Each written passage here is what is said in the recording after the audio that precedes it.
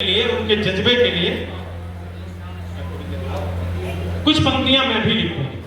मां को मैंने चार चार मिसरों से सम्मानित किया। बात अगर आपके दिल तक पहुंचे तो जरा मुझे सूचित कर दीजिएगा। यूं कहा कि यकीन मानो कज़ाओं की सलामी लौट जाती है। अब देख सुनना मेरे भाई, कज़ा माने मौत। डॉक्टर साहब, यकीन मानो कज़ाओं की सलामी लौट जाती है, चली बंदूक से गोली इनामी लौट जाती है।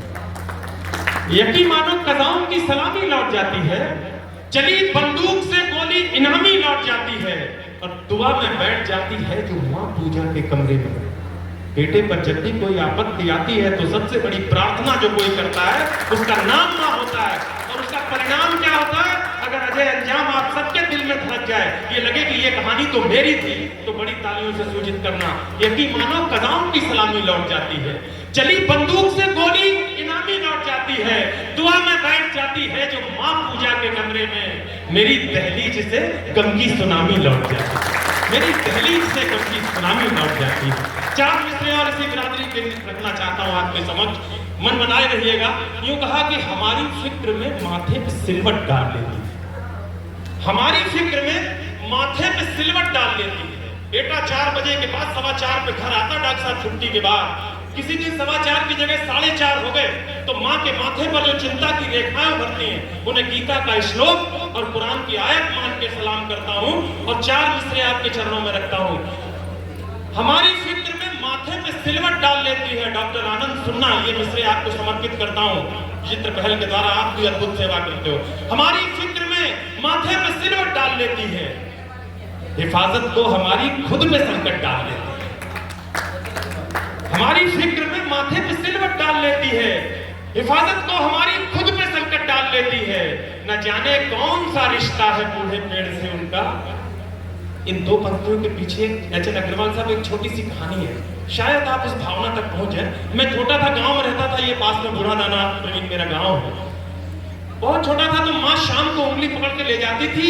मेरे खेत के पास एक पेड़ था जो मेरे बाबा ने लगाया। माँ को पता नहीं क्यों लगता था कि मैं इस पेड़ के नीचे सुरक्षित हूँ। क्या रिश्ता वो उस पेड़ से कायम कर लेती थी, बस वो रिश्ता जेहन में था, वो पंक्तियों में तब्दील हुआ। माताएं बहुत सारी मंच में आखिरी पंक्ति में बैठी है, इनके चरणों में प्रणाम करते हुए ये 4 पंक्तियां।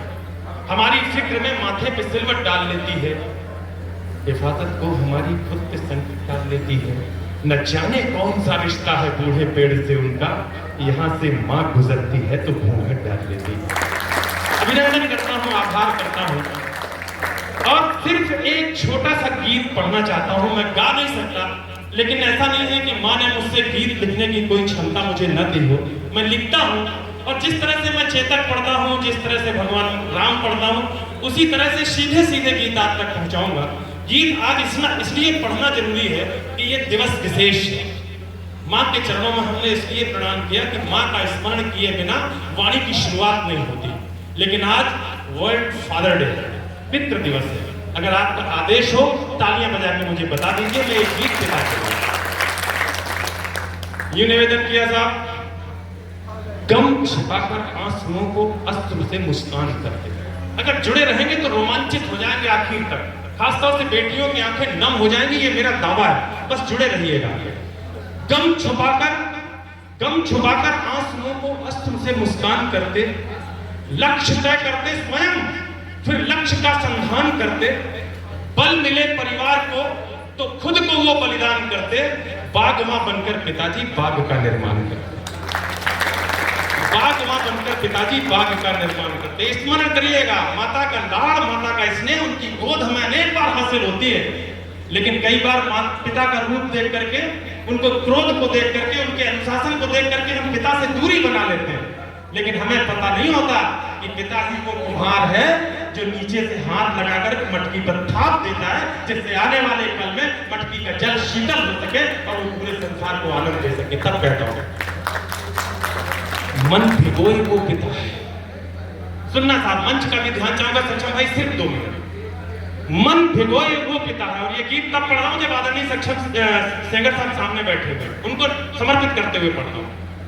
मन भिगोए वो पिता है, चैन खोए वो पिता है।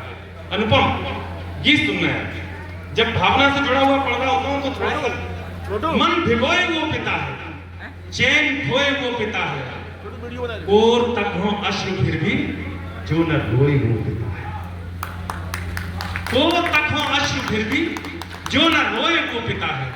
वो पिता है जो स्वयं को काट दे, वो पिता है जो स्वयं को बांट दे बच्चों की खातिर।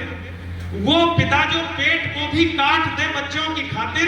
हाँ, दधीची बन पिताजी अस्थियों का दान करते, बागवा बनकर पिताजी बाग का निर्माण, बागवा बनकर पिताजी बाग का निर्माण करते। हम कौन? हाँ, पिता का अंश है। विष्णु भाई हम कौन है? याद रखना, बहुत समय पहले आपके पिता ने नींव की एक ईंट रखी होगी। आज उस आप राजप्रासाद में रहते हैं तो उनकी स्मृति कभी निकलती नहीं होगी। राहुल भाई तब सुनना। हाँ, पिता का अंश है। हाँ, पिता का वंश है। शब्द है तत्सम पिता तो शब्द का अपभ्रंश है। शब्द है तत्सम पिता तो शब्द का अपभ्रंश है। हम हंस के छोने हैं जो हम, तो पिता है नील सागर। हम पखेरु हैं अगर तो फिर पिता है नील अंबर।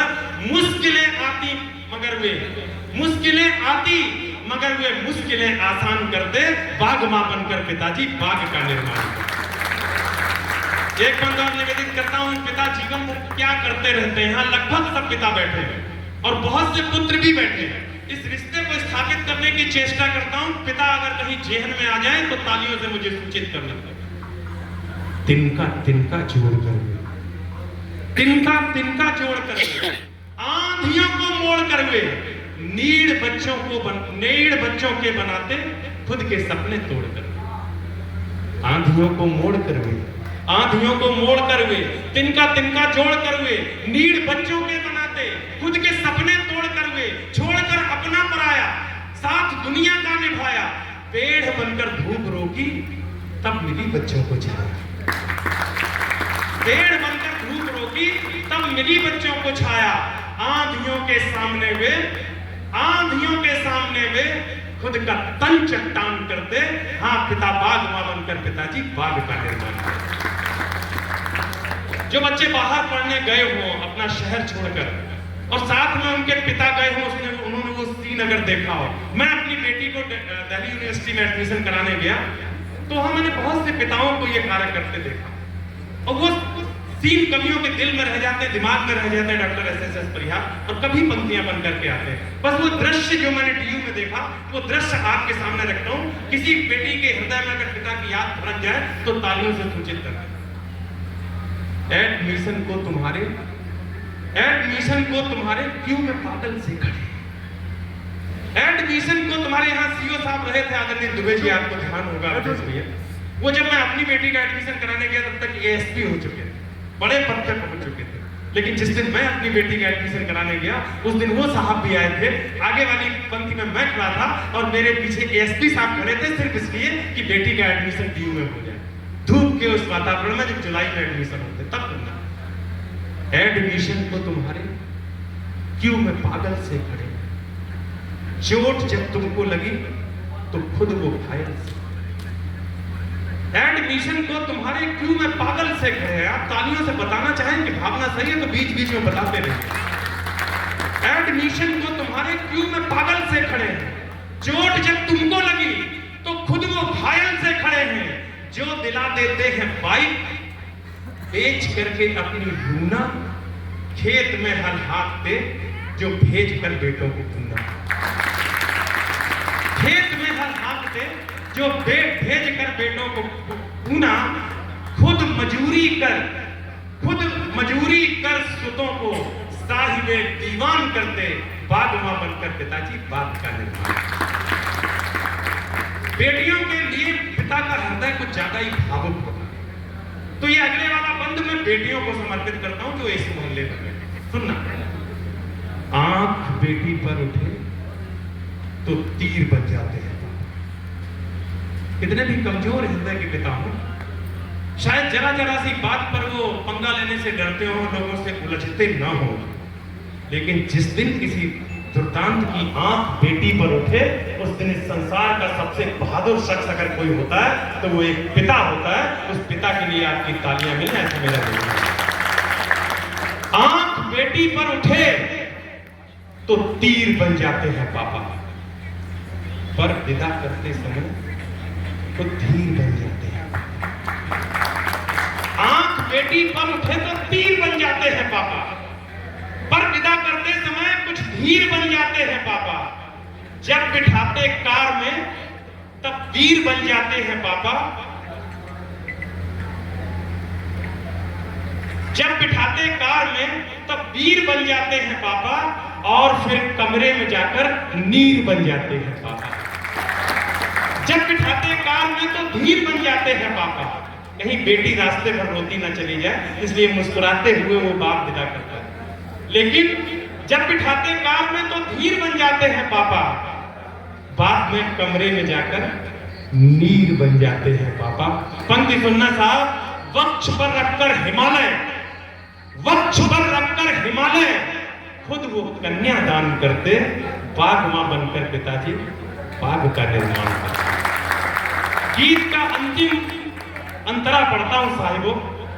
सबको कष्ट होता है अगर बेटा बिछड़े, लेकिन भारतीय इतिहास और मांगों से कुछ मैंने प्रतीक लिए हैं। अगर आपके हृदय तक पहुंचे तो मुझे विदा करना है इस मंच से। कौन कितना दुखी होता है। पुत्र यदि बिछड़े तो मां के नैन बेशक क्लांत थे। मां बहुत रोती है, कौशल्या भी बहुत रोई, सुमित्रा भी बहुत रोई। कैकेयी के मन में भाव दूषित था, लेकिन राम के जाने के बाद कैकेयी भी रोई। लेकिन उसके आगे का स्टेप अगर इस अंतरे में ठीक से फिट हो गया तो मुझे सूचित कर दो। पुत्र यदि बिछड़े, अगर पुत्र यदि बिछड़े तो मां के नैन बेशक क्लांत होते। भाई को भाई विदा कर सब है आक्रांत होते। हाँ, दुखी होती है पत्नी, सब स्वजन उद्भ्रांत होते, पर पिता दशरथ बिछड़कर राम जी से शांत होते। पर पिता दशरथ बिछड़कर राम जी से शांत होते। हाँ, पिता बच्चों को हंसकर दान तन मन प्राण करते। बाघ मां बनकर पिताजी बाघ का निर्माण करते।